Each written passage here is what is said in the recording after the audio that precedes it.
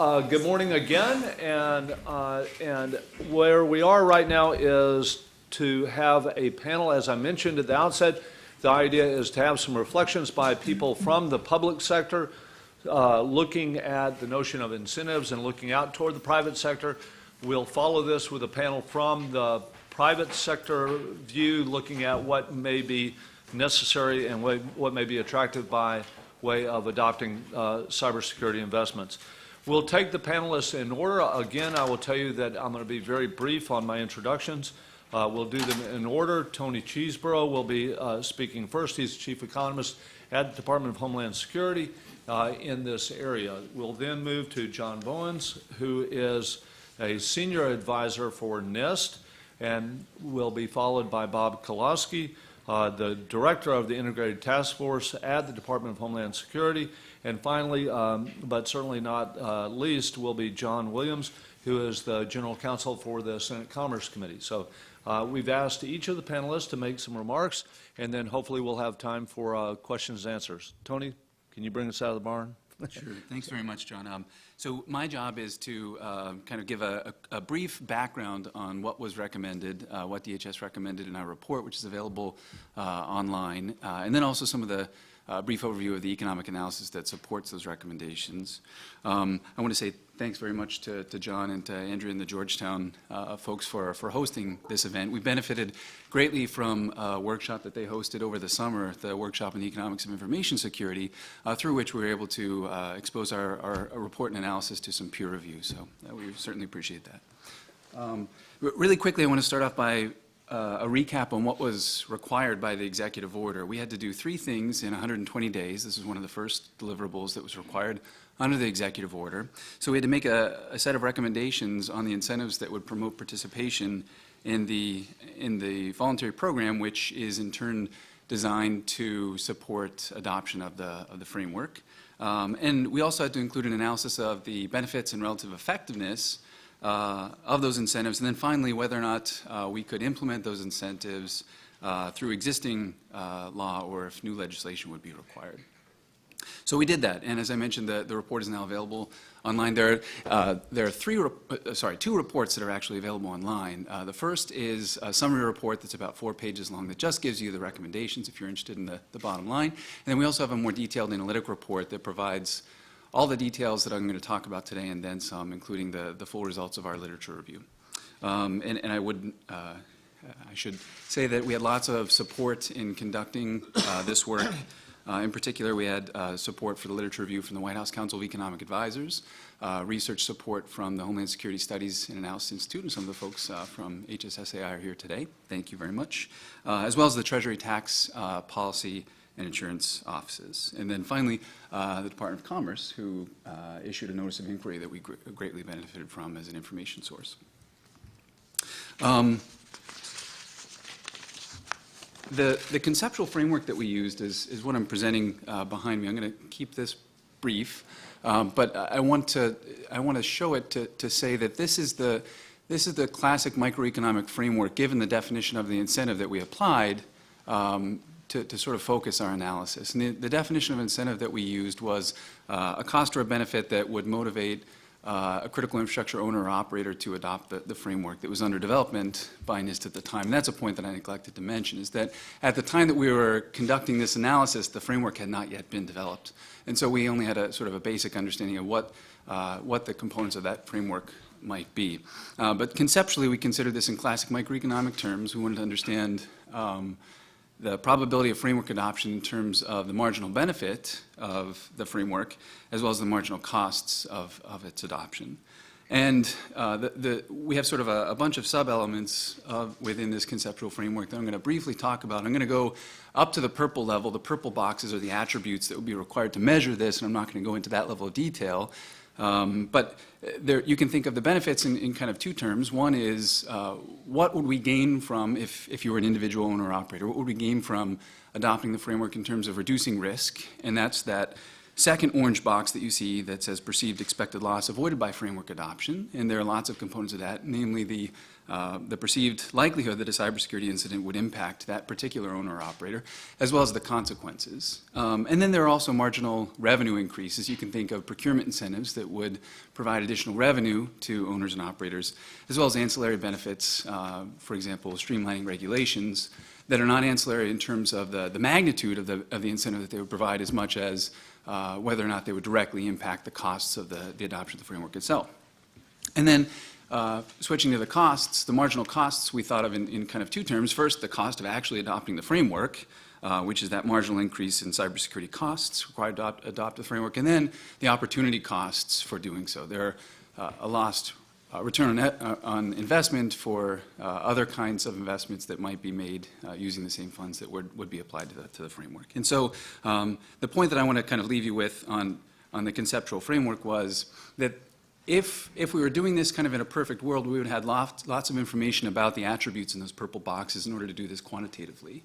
And as an economist, we would like nothing more than to be able to say that the marginal benefits were something like 10 and that the marginal costs were something like 1. And then for each owner and operator, we might know whether or not it made sense for them to adopt the framework and thus what the probability of framework adoption might be for each owner and operator, and then say something in the aggregate about the likelihood of framework adoption for each incentive. And instead, given how little we know about the risk associated with cybersecurity events, the number of events in particular that need to be defined, as well as the likelihood and consequences of those events, there's a growing literature in this area, one that we expect to draw from in the coming years, but does not yet exist sufficiently to support this kind of analysis quantitatively. And so instead, the approach we took was largely qualitative, using empirical evidence for voluntary non-cybersecurity programs using the same kinds of incentives. And an example that I'll give is if we were to look at tax incentives as applied to the adoption of solar energy technologies. Have they been effective at motivating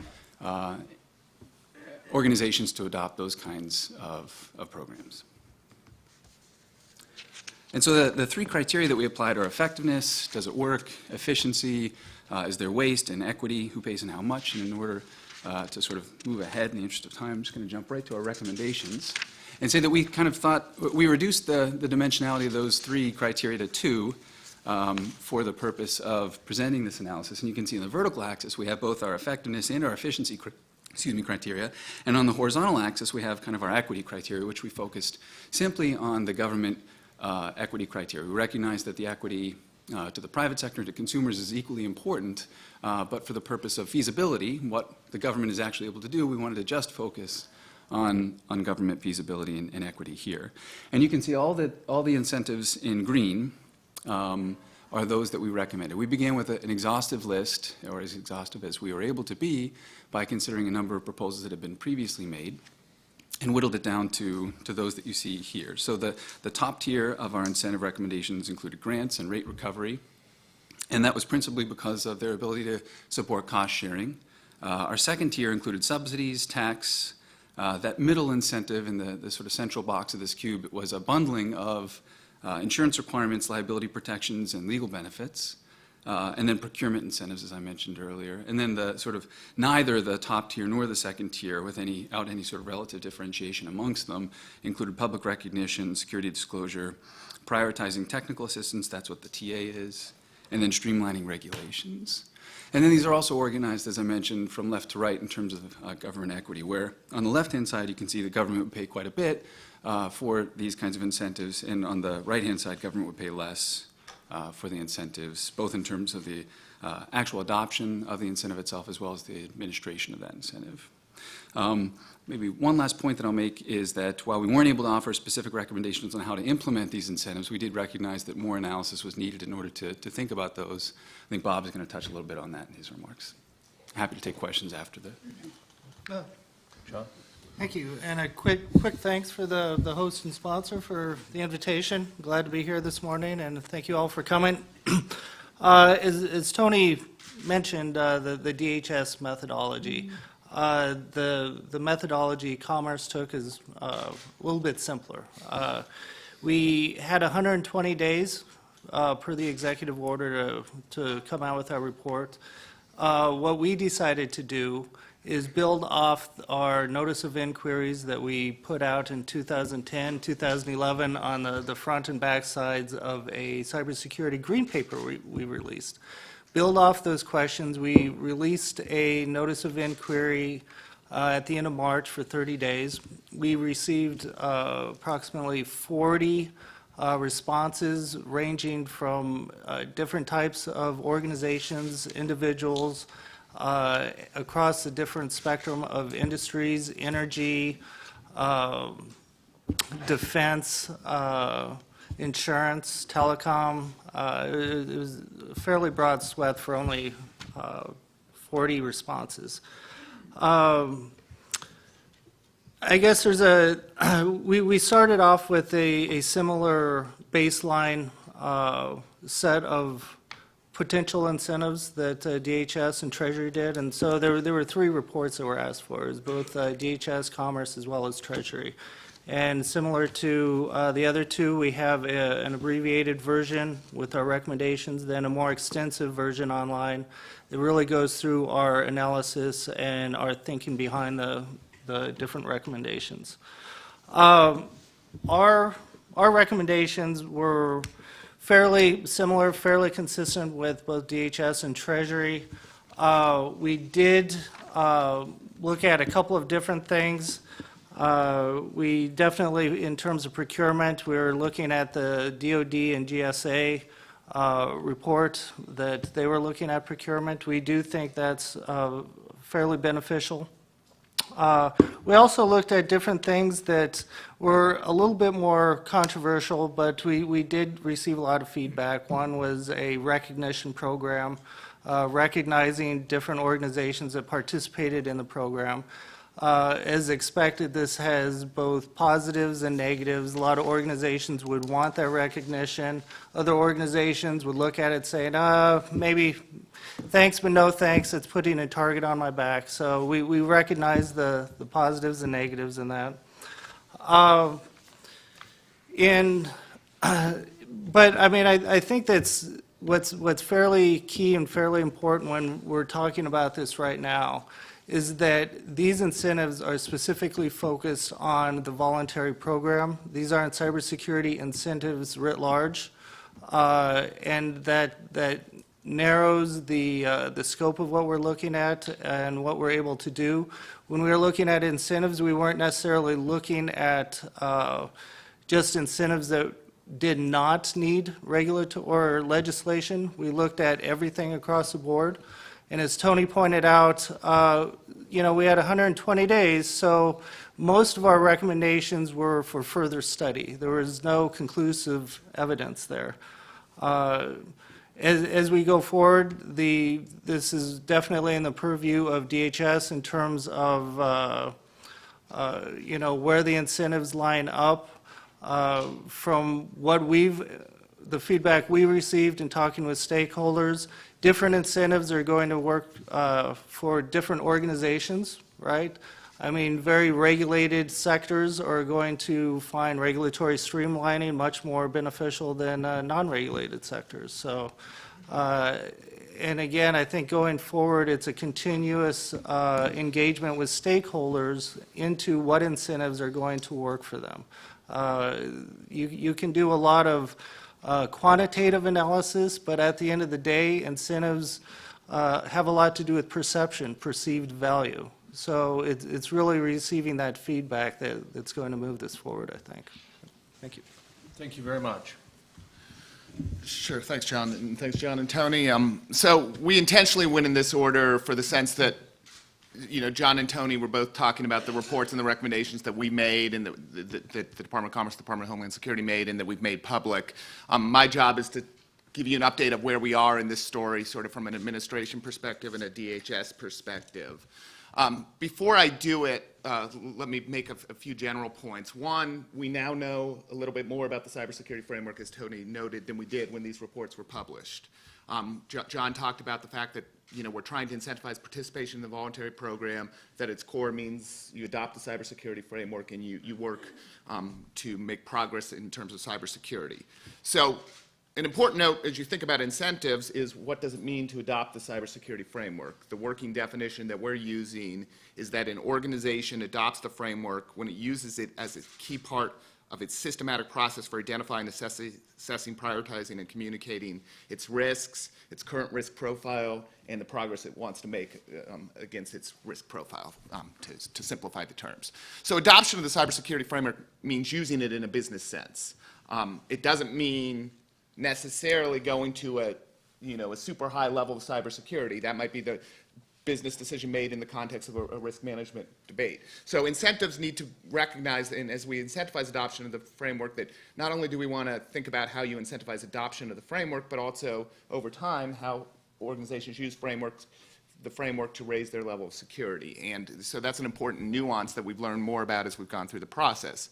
I think the other thing I'd like to add related to incentives is we bundled, and Tony and John just made this point, we bundled all these incentives into a grouping and call them incentives, but in fact they're 8+ different levers of influencing business decisions. And each of these levers that are levers either the government has directly, or the government can work with industry, or that the government hopes industry builds on, but these levers all get applied and put in place differently. Some are well within our existing programs, some are within our existing authorities, some would take legislative action, and I'll just point to you and hope that you're going to make legislative action happen in all sorts of ways, John.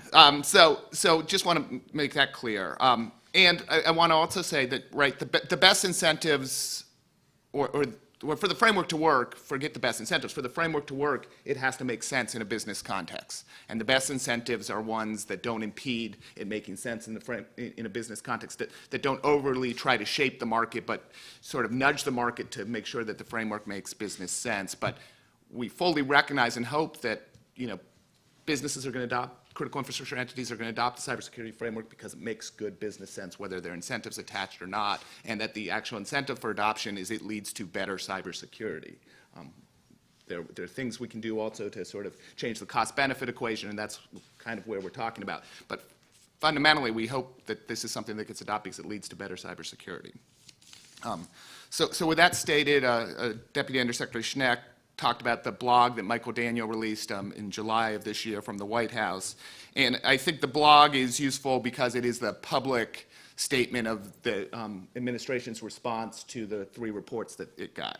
And so the Daniel blog asked the departments and agencies within the executive branch to particularly focus on, in its additional incentive work, on grants, on cyber insurance, on streamlined regulations, particularly in streamlined regulations. I like to think shorthand that into using information security regulations, or companies that are already regulated via information security regulations, using the cybersecurity framework to demonstrate that you've made progress against your regulation, and so that there's a sort of a common template that the framework can play, which hopefully will reduce compliance costs and audit burdens. Rate recovery for price-regulated industries, that particularly comes in play with a number of the utilities, and being able to pass some of the costs associated with the cybersecurity framework off through the rate basis as a prudent investment. The Daniel blog also talks about public recognition, which Deputy Undersecretary Schneck talks about using government technical assistance and process preferences, which also include procurement, to incentivize adoption more directly for organizations that either do business with the government or work closely with the government. It talks about liability limitations and providing incentives related to cybersecurity research funding. So those were the 8 that we've been asked to really focus on going forward. The administration has asked different parts of the different departments, cabinet departments and different agencies to lead further analysis. For example, DHS, we're continuing to work with the cyber insurance market to talk about how, ways that we can help the cyber insurance market form more quickly, and particularly build sort of a robust first-party cyber insurance market. And that, a lot of that is using our convening authority and helping answer some of the data gaps.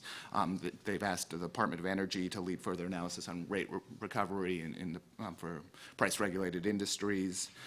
So those are a couple areas where we're leading. Within DHS, not only are we thinking about cybersecurity insurance, we're thinking about technical assistance in our existing programs, some of the cyber resilience reviews we do, some of the exercises training, some of our information sharing mechanisms, how we can better connect with critical infrastructure owners and operators who've adopted the cybersecurity framework and use that as a criteria to help us partner with them.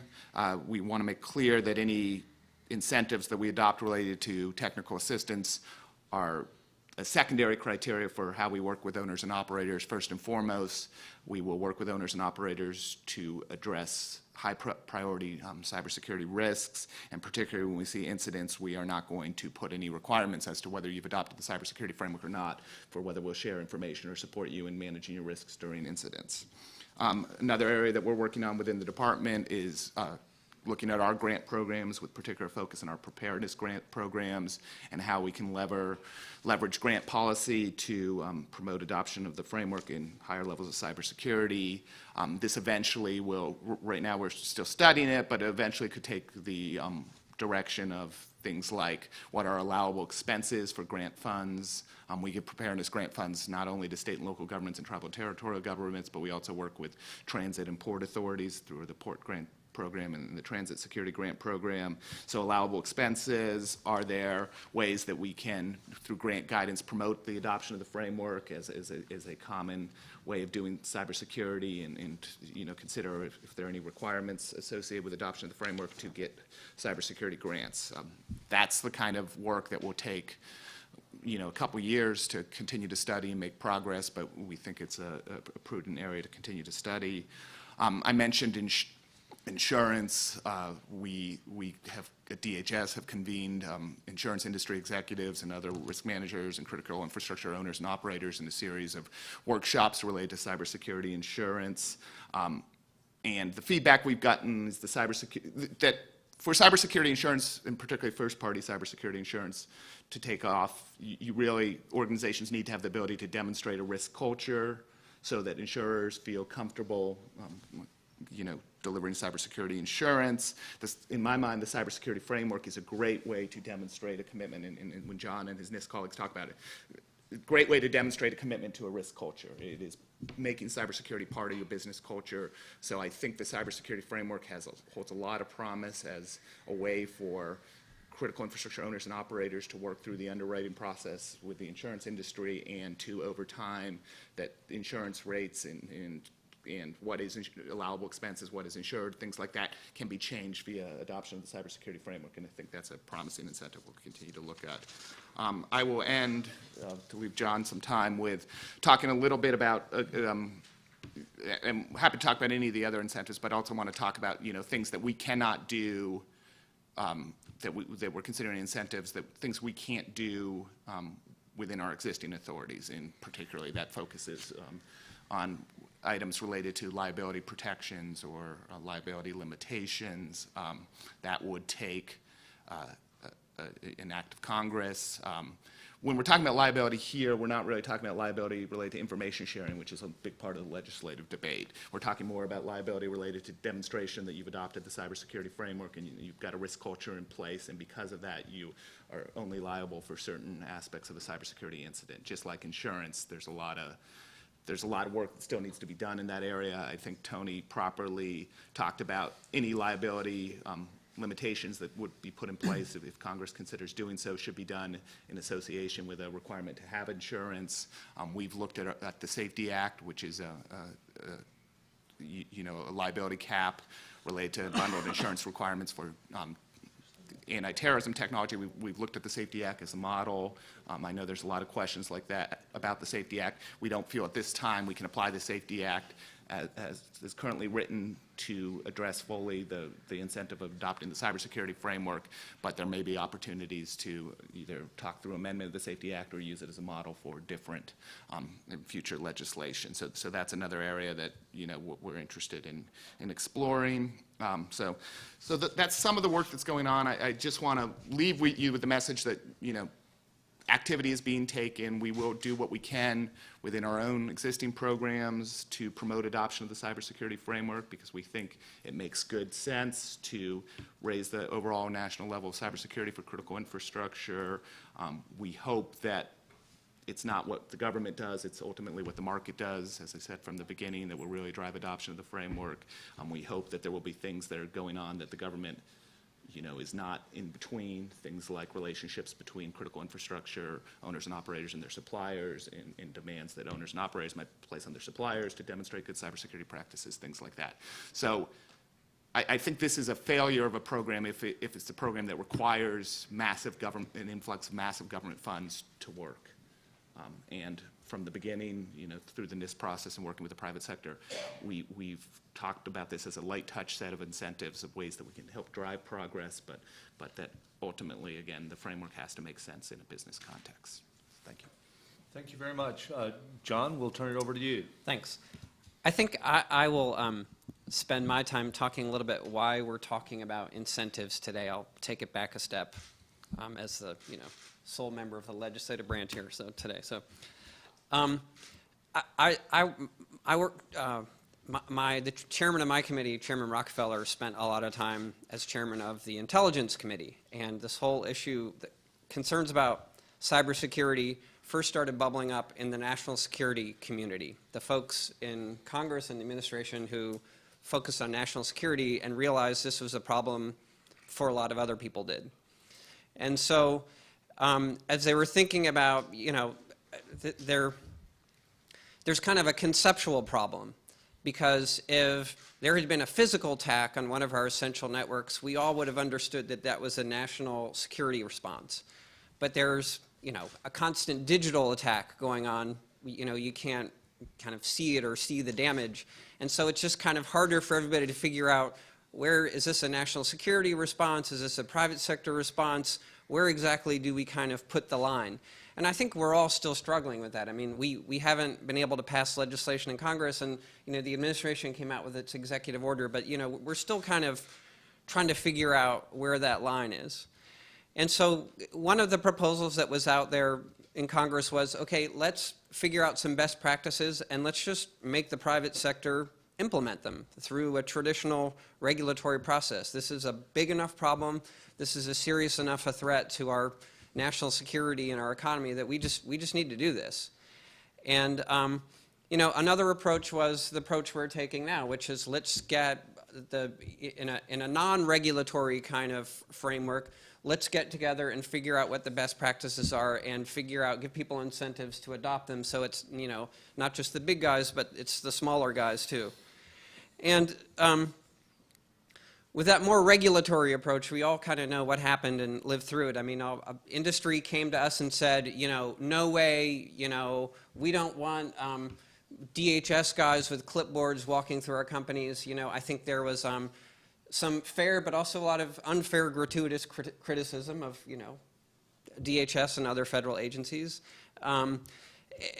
There was also, you know, it was a little disconcerting for us sometimes, because we would have people coming in, industry coming in and telling us, you know, keep the government out of this, we can do it ourselves. But then we would go down into a classified setting and get briefings on how the government and the private sector were working together to kind of fight this attack or defend from this attack and defend from this attack. And, you know, the truth is all kinds of collaboration goes on right now between the very smart and talented people in government and some very smart and talented people in the private sector.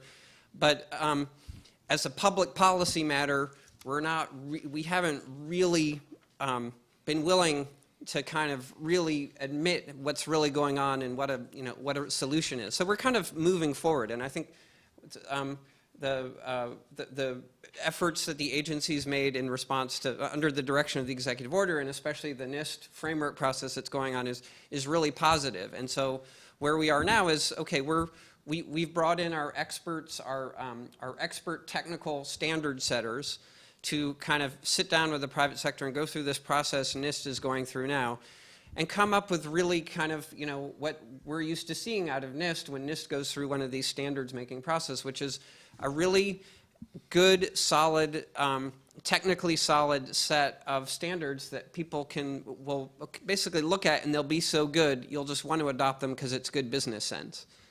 And we, as the Senate Commerce Committee, has jurisdiction over NIST, and we're very proud of the work they've done. And we've known for a long time what good work they do, and that, how recognized they are in a lot of sectors and also in the world for their work. And I think there are industries that didn't work with NIST before that are learning through this process that's been going on. How many? You've had 5 meetings now, I think. Yeah. So that's a great process, and we're very hopeful that that's going to produce a product that industry is going to want to adopt, and is if they're good. We know from other NIST is very good at doing case studies of itself, and one of the ways they evaluate themselves is how broad was the adoption of these standards. That's basically how they they judge their success, and so we'll be watching that very carefully. NIST will come up with this framework, and how broadly will it be adopted? One of the best NIST case studies I like. I'm kind of a nerd, but you probably won't be expecting this. But one of the NIST case studies I really like is the flammability level of mattresses. This is a great case study, because industry and regulators were fighting over how safe to make mattresses, because you don't want them to catch on fire. You need people to have a few minutes to get out of the house before they catch on fire. And so the regulators had come up with it, and there was CPSC, but there were also California regulators, and the industry had come up with a standard, and the industry was complaining. And they said, let's let NIST give this a try.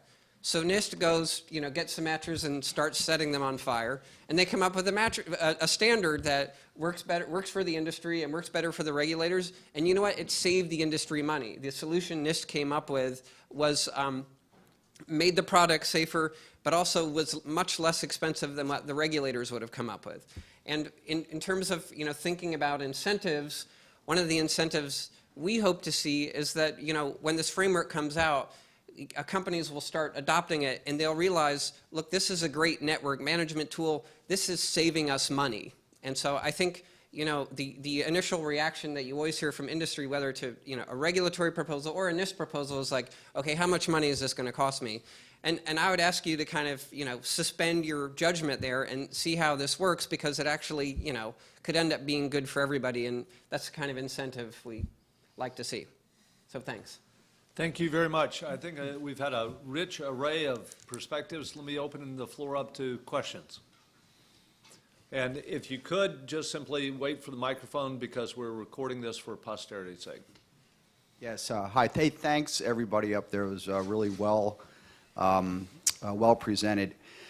Really quick question on the last topic here about adoption of the framework. Has DHS or the administration thought through how you're going to plan on measuring that and how you're going to track progress? Yes, so we're in the process of thinking through that. There are some direct, I'll use the term proxy. There's some things. So first of all, we don't plan to have a grand measurement regime where we're going out and with our clipboards, or if we can get iPads or something like that. But we aren't going to go out there and check that. We think that we already do. We have our own evaluation tool that's a voluntary evaluation tool, the cybersecurity evaluation tool. We do our own cyber resilience reviews. We can sort of sample adoption of the cybersecurity framework and progress related to that to get, again, perhaps, and we'll talk about how statistically significant we will want to make the sampling and questions like that. But that will get us at least the proxy of adoption of the framework for folks who we're already working within our technical assistance programs and related to that.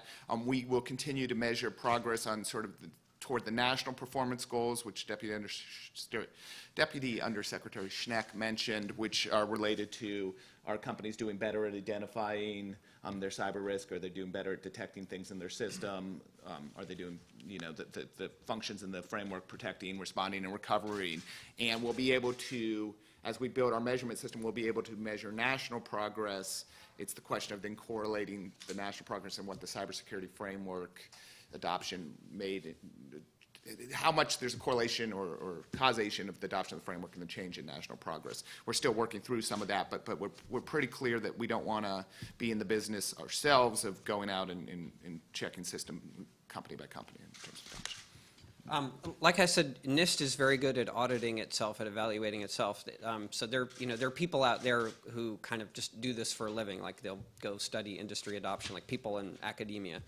The other thing is, in legislation that we have reported out of the Commerce Committee, we, if it becomes law, we ask GAO to go out and look at it and to kind of do that kind of like talk to industry. Why did you adopt it? Why did you not adopt this? So, we, from the congressional side, we certainly have an interest in seeing how this thing is actually working out in the real world.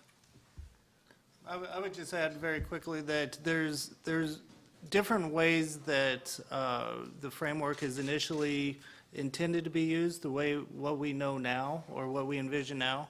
I would also predict that in the future, as we look at it as a tool, that there's going to be different ways that it's going to be used as a measure of expression of a security profile. Right, so right now, I think in the near future, we're going to get a better idea of the different ways that it's going to be used and different indicators of its use.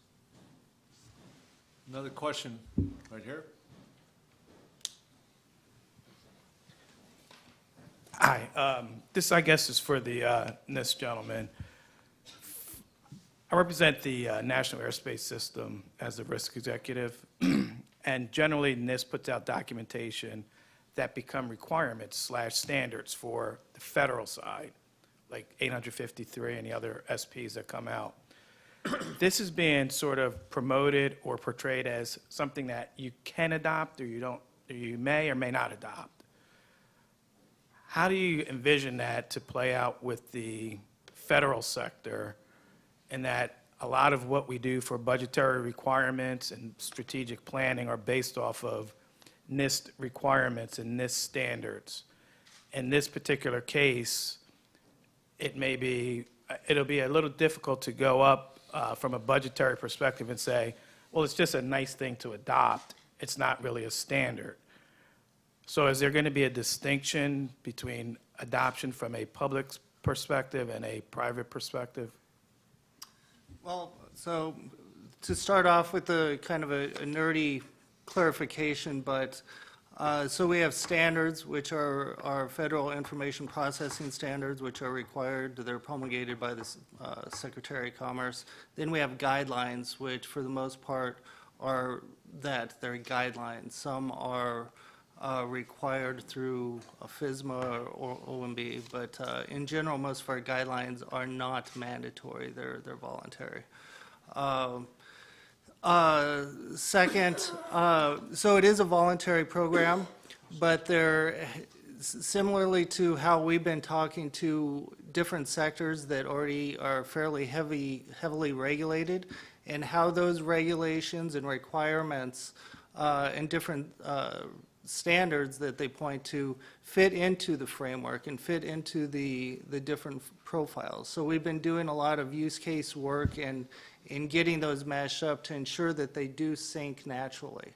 And where they don't, how we can tweak it to allow the different regulated sectors to actually use the framework.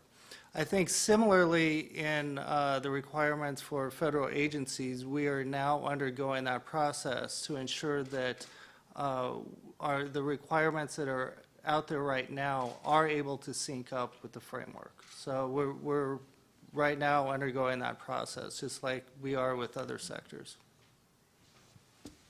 Okay, thank you.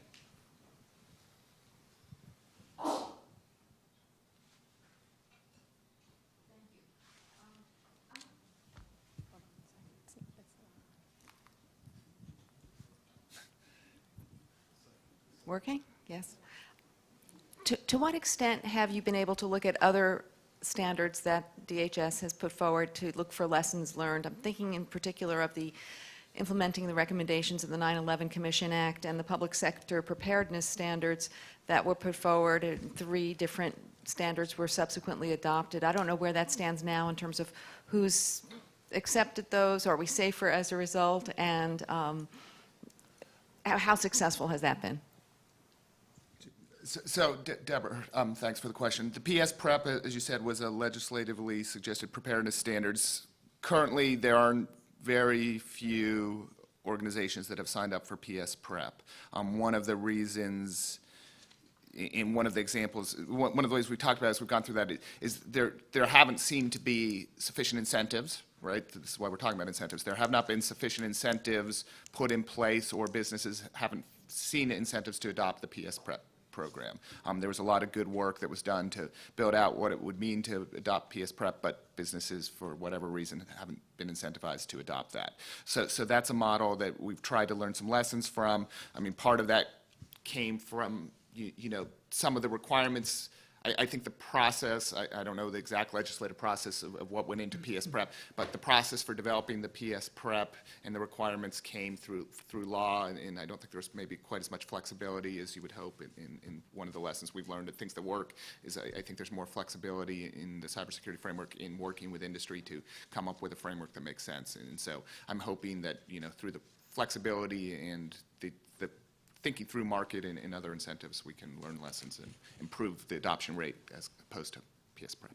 And maybe just to quickly add to Bob's points, Deborah, we did look at the Energy Star program, and I think to the credit of the folks who work in the PSPrep program, they would say that such a program would benefit from procurement requirements. If you look at the Energy Star program, one of the reasons that uptake increased substantially was after the procurement requirements were put in place under the executive order under the Clinton administration, and not before. Okay, I think we have time for one more question before we take a quick coffee break. Hello. My question is, it seems that there's at least something of a consensus forming that that the framework is maybe a de facto standard of care, and could serve as the basis for negligence suits and other lawsuits. And it seems to me that the greatest market driver right now to participate in the program is to shield, is for companies to shield themselves from liability from lawsuits. So I guess my question is, I think reasonable minds can differ about the Safety Act, and whether it is applicable in cyber context or as an incentive. But my question is for Mr. Williams, and then anyone else who has an opinion. What is the appetite on the Hill for a Cyber Safety Act or some sort of tort reform legislation that would address this issue? Well, there's it's in a letter that Chairman Rockefeller sent the Department of Commerce. His appetite for it isn't very strong. That's pretty clear on the record.